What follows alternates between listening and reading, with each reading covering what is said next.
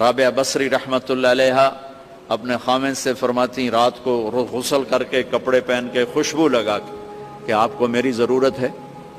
اگر وہ کہتے نہیں تو پھر کہتی مجھے اجازت ہے میں اپنے اللہ سے بات کر لوں؟ کہنے کہ ہاں اجازت ہے.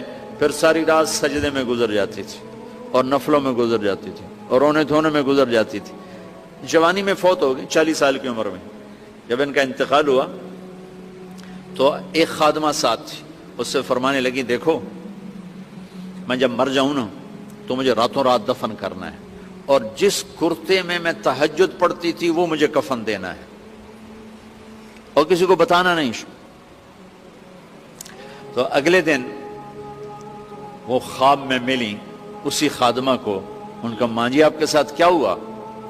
کہا منکر نکیر آئے تھے قبر میں, مجھ سے کہنے لگے من رب کی, تیرا رب کون ہے؟ تو میں نے کہا سبحان اللہ, 40 سال جسے نہ بھلا سکی 4 رات زمین کے اندر آ کے اسے بھول جاؤں گی. تو منکر نکیر کہنے لگے چلو اس کا حساب کیا لینا. تو انہوں نے بڑی خوبصورت پوشاک پہنی ہوئی تھی. کہا آپ کا تو کفن وہ تہجد والا کرتا تھا, یہ سبز ریشم کہاں سے آ گیا؟ کہ یہ سبز ریشم مجھے اللہ نے پہنایا ہے اور تہجد کا کرتا لپیٹ کے رکھ دیا گیا ہے. قیامت کا دن میرے اعمال کے اندر اس سے بھی تولا جائے گا, میرا وہ کرتا بھی تولا جائے گا جس میں وہ تہجد پڑھا کرتی تھی. تو اگر ہم تہجد نہیں پڑھتے کم از کم فرض نماز تو ہو جائے. میرے عزیزو بڑے درد سے کہتا ہوں ہمارے 10% سے زیادہ نمازی نہیں ہیں, 90% مسلمان نماز چھوڑ چکے. جب آدمی سجدے میں سر رکھتا ہے تو اللہ کی قسم تحت الثری تک زمین ٹھنڈی ہو جاتی اور زمین کے دوسرے ٹکڑوں پر فخر کرتے کہ دیکھو میرے اوپر سبحان ربی اعلیٰ کے نغمے گائے گئے ہیں اور میرے اوپر اللہ کو یاد کرنے والے کا ماتھا آ کے ٹکا ہے. آج امت جس مشکل حالات میں کھڑی ہے اور پوری دنیا کے مسلمان جہاں کھڑے ہیں آج کسی سے مخفی نہیں, اور ہمارے حکمران کیا کر رہے ہیں اور جو ذمہ دار لوگ ہیں وہ کیا کر رہے ہیں کس سے بھی مخفی نہیں ہے. اپنا دین ایمان بیچا جا رہا ہے. تو یہ قرب قیامت کی نشانیاں ہیں. تو آج وہی بچے گا جو اللہ کی کتاب قرآن مجید کے ساتھ لگ جائے گا. اچھے لوگ تلاش کرے, ضرورت ہے ہماری تلاش کرنا. اگر اچھے لوگ کم ہو گئے تو ہم کہتے ہیں چلو نہیں تو نہ صحیح. یہ ہم کیسے کہہ سکتے ہیں جبکہ ہماری ضرورت ہے؟ ہم جگہ جگہ سے ڈنک کھائیں, جگہ جگہ سے ڈسے جائیں, ان اچھے لوگوں تک پہنچنے کی کوشش کریں. یہ دنیا چکی ہے اور اس کے 2 پڑوں کے نیچے جو بھی آ گیا وہ کچلا جائے گا, بچے گا وہی جو کلی کے ساتھ لگ کے رہے گا. تو ہم نے اس کلی کو تلاش کرنا ہے, وہ کہاں ہے؟ ہم کہتے ہیں کوئی بات نہیں, ہم کیا کریں جی, کاروبار کا پتہ ہے ہمیں, کہاں نفع ہے کہاں نقصان ہے, کہاں سودا دینا ہے کہاں نہیں دینا ہے, کہاں کس منڈی سے 2 نمبر مال ملتا ہے کہاں سے 1 نمبر مال ملتا ہے, ہمیں سب پتہ ہے. دنیا کا سارا شعور اور فہم و ادراک ہم رکھتے ہیں, اور یہاں آ کر ہم بولے بن جاتے ہیں جی ہمیں کیا کریں, ہمیں تو کوئی صحیح ملا ہی نہیں گا, تم ڈھونڈو تو صحیح. ایسے لوگوں کو تلاش تو کرو, در در کی خاک تو چھانو. ایک دن وہ ملیں گے جن کے ملنے سے زندگی پیاری لگنے لگ جائے گی, جن کی قربت میں بیٹھ کے اللہ یاد آئے گا, اور جن کی صحبت تمہیں مالک کے قریب کر دے گی اور تم گناہوں سے خود بخود نفرت کرنے لگ جاؤ. بڑے سخت معاملے ہیں آخرت کے. آج ہمیں نعت خواں بھی کہہ رہے ہیں کہ مجھے دیکھ کے جہنم کو پسینہ آئے.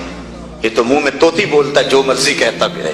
یہ تو کل قیامت کے دن پتا چلے گا کہ پسینہ کس کو آتا ہے. کبھی جنت کا تمسخر اڑایا جاتا ہے, ہو رہے تو کیڑی جنت کا کرنا ہے تذکرہ, اسی جنت کا جس کو رسول اللہ ہاتھ اٹھا کے مانگتے رہے, اسی جنت کا تذکرہ کر رہے ہیں جس کے لیے حضور کا اشتیاق تھا, اسی جنت کی آرزو کر رہے ہیں جس کے لیے حضور نے فرمایا جب اللہ سے مانگو تو جنت فردوس مانگو. تو آج دلیری دی جا رہی ہے. آج پیر بیعت کرنے کے بعد جنت کا پرمٹ دے دیتا ہے. آؤ میں پیروں کے پیر کی کہانی سناؤں آپ کو. حضرت شیخ سعدی شیرازی فرماتے ہیں کہ ایک بندہ مطاف میں کنکروں کے اوپر پیشانی رکھ کے زاروں کے تار ہو رہا ہے اور کیا کہتا ہے, اللہ مجھے معاف کر دے, یہ تو قیامت کے دن اندھا اٹھانا, میں تیرا کیا تیرے بندوں کا سامنا بھی نہیں کر سکتا. اتنے درد سے روتا ہے کہ لوگ اپنی دعائیں چھوڑ کے اس کے لیے دعا کرتے ہیں. ایک بندہ تو چھوڑ چھاڑ کے قریب کھڑا ہو گیا اور کہتا ہے مالک اسے معاف کر دے, مالک اسے معاف کر دے. کافی دیر کے بعد وہ شخص جو روتا تھا اٹھ کے جانے لگا. اس کو تجسس تھا کہ میں دیکھوں تو صحیح یہ کون ہے اور اس کو تسلی بھی دوں کہ اللہ بڑا کریم ہے تجھے معاف کر دے گا. جب اس نے جھک کے جھانک کر دیکھنا چاہا تو چیخیں نکل گئی. یہ زاروں کے تار رونے والا وقت کا غوث شیخ عبد القادر جیلانی تھا. آج کا پیر تو گارنٹی دے رہا ہے نا. آؤ اس پیر مرید کی کہانی سنا رہا ہوں. حضرت جنید بغدادی فرماتے ہیں میرے ماموں نے تنہائی میں مجھے بلایا اور مجھے وصیتیں کی. جب ایک وصیت کی تو میرے پاؤں تلے سے زمین نکل گئی. کہنے لگے بیٹا جب میں مر جاؤں تو میری قبر بغداد سے باہر بنانا. میں نے پوچھا حضور کیوں؟ فرمانے لگے میری بدعمالیوں کی وجہ سے کہیں بغداد کی مٹی میری لاش کو قبول کرنے سے انکار نہ کر دے اور میں لوگوں کے سامنے رسوا نہ ہو جاؤں. یہ ہیں وہ لوگ تتجافا جنوبہم عن المضاجع جن کی کروٹیں بستروں سے الگ رہتی ہیں, اللہ کو خوف اور طمع میں پکارتے ہیں, لیکن زندگی کا ایک ایک لمحہ تقوی سے عبارت ہے. دنیا میں تکلیفیں سہی.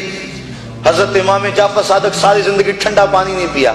فرماتے تھے کیا خبر کہ اس کے حساب میں چکڑا جاؤں. اور آپ کے مریدین بیٹھے ہوئے ہیں, آپ بھی بیٹھے ہوئے ہیں, لوگ بیٹھے ہیں. کہا یار آج ایک دوسرے سے وعدہ نہ کر لیں. کہا کیا؟ کہا ہم میں سے جو بھی جنت میں جائے وہ دوسروں کو ساتھ لے کے جائے. غلاموں نے کہا حضور ہم آپ سے وعدہ کریں, ہم تو آپ کے سہارے پہ بیٹھے ہوئے ہیں. کہا تم نہیں جانتے آخرت کے معاملے بڑے سخت ہیں. یہ امام جعفر صادق کہہ رہے ہیں, یہ ان کی زندگی ہے. جن لوگوں نے اس بات کا خیال رکھا کہ ہمارے رب نے ہمیں پوچھنا ہے اور ایک ایک بات کا ہم نے جواب دینا ہے, یہ بات درست ہے کہ اللہ اپنے فضل سے معاف کرے گا. لیکن سحری کے وقت اٹھ کے سسکیاں بھرنے والا اور رات شراب خانے میں گزارنے والا کیا قیامت کے دن ایک صف میں کھڑے کر دیے جائیں گے؟ یہ کیسے ہوگا؟ غریبوں کا خون چوسنے والا, بیواؤں اور یتیموں کا مال لوٹنے والا اور رات کی تنہائی میں ان کی مدد کرنے والا کیا ایک صف میں کھڑے کر دیے جائیں گے؟ ایسا کیسے ہو سکتا ہے؟ تو صاحبو تقویٰ ہے کہ انسان اپنی زندگی کے ایک ایک قدم کو بچا بچا کے رکھے کہ میں اللہ کی ناراضگی سے بچ جاؤں.